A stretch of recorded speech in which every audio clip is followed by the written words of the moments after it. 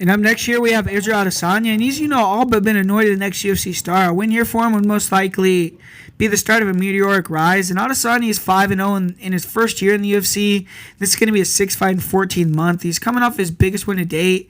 He defeated Anderson Silva. He's undefeated at 16-0. And, he's very fast twitch, man. He's a guy that's like a spring on the feet. Excellent at inching forward, feinting, switching stances, giving different looks. His feints are incredible, man. And if you respect his striking, let him get his reads, it's basically game over.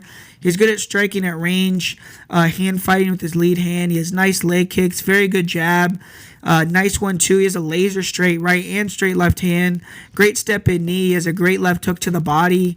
And great job finding the openings, highs and low. He's good at mixing it up. He could switch stances. He has the same accuracy with his punches on both sides and his kicks. He tends to switch stances after he kicks.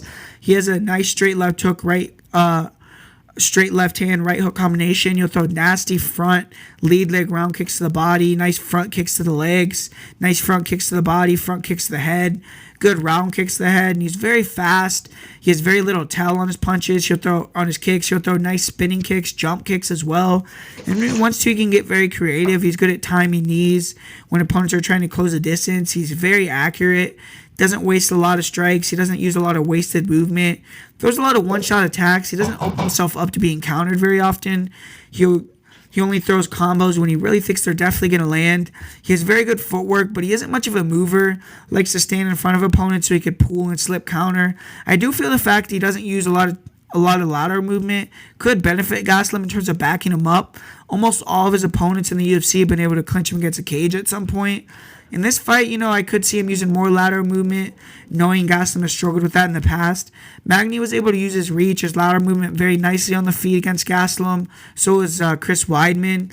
Gastelum wasn't able to land much in those fights until the later rounds against Magny. I don't think Adesanya has huge power, and unless he lands a long combination or a big kick or knee, I don't think he's going to get a knockout. Silva is able to take some big shots with his hands down, and his chin obviously isn't what it once was. Adesanya does have 13 KO TKOs, but only 1 in 5 UFC fights. He's extremely confident with a good chin, and at 16-0, he has the right to be, but he has been knocked out in kickboxing. His solid defensive grappling is improving a lot. He's really improved his takedown defense, and even though isn't strong, bulky, or muscular, he's very strong in the clinch. He does a good job getting the tie clinch, standing short elbows, knees, great hips, very strong hips. Good job getting his back to the cage, getting wide so his opponents can't get their hands clasped. Very strong in the upper body. He's able to reverse turn fighters against the cage, disengage. He can be taken out with body lock sometimes. He does have a decent guard, but it's purely defensive. Doesn't go for many submissions, but he does do a solid job controlling posture. If you do take him down in the center of the cage, he doesn't really have a great get-up game from what I've seen. And,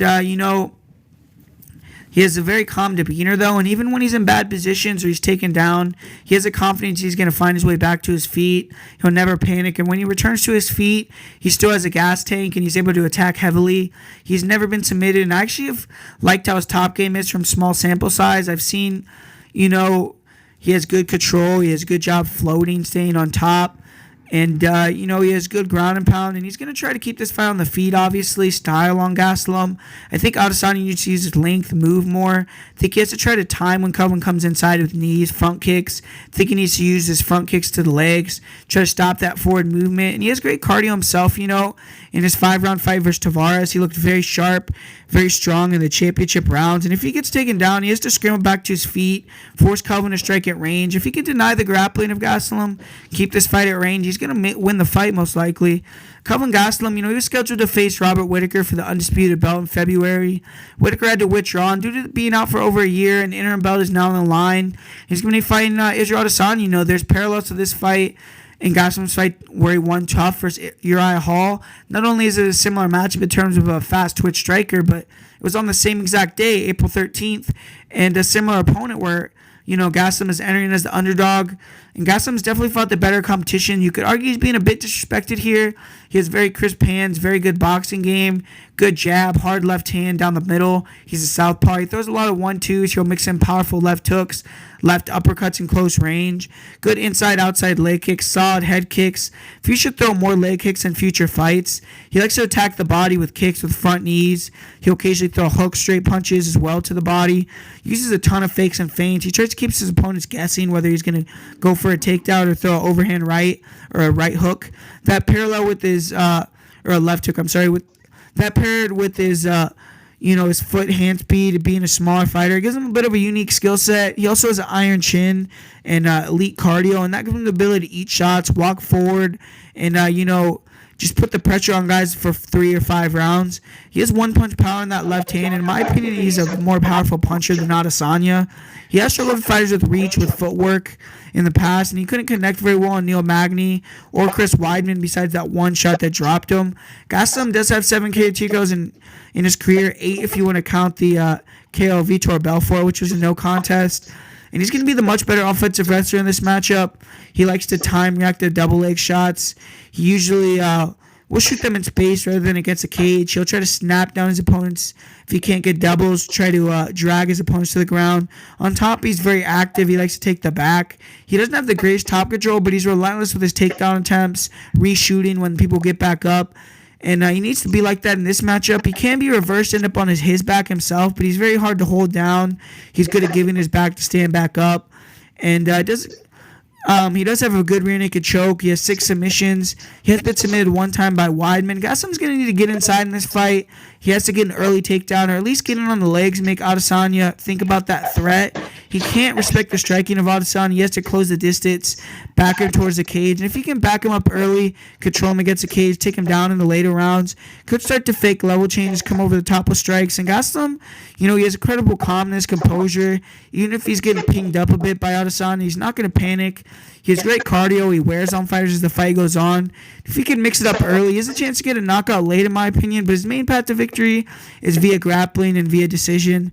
And this is a hard fight to call for me. I think that early on, Kelvin get a takedown to control time. The fight could get very interesting. I do feel on the feet, unless Adesanya gets a bit tired, he's going to be able to ping Gastelum up a little bit, keep him at bay. And I think Kelvin can get a striking going late, especially if he can get a few takedowns. Then he could start to feint and get Israel guessing a little bit. And if he lands clean in the later rounds, he could get a knockout. But I think it all comes down to if Gastelum can win one of those early rounds with grappling. I see Israel probably dominating those early rounds with his footwork, his straight punching, his combinations. And I think as long as Kelvin is able to implement that game where he's continuing to pressure forward, getting the clinch, and if he can get one takedown, I think it's going to kind of snowball from him in terms of being able to get more and more. And I see him being able to possibly win that 4th and 5th round, the later rounds. And I think it's going to come down to whether he won one of those early rounds or whether, maybe it's 2-2 and whoever wins the 5th round. But I think it's going to be a very close fight. But my pick's going to be Israel Adesanya via split decision there.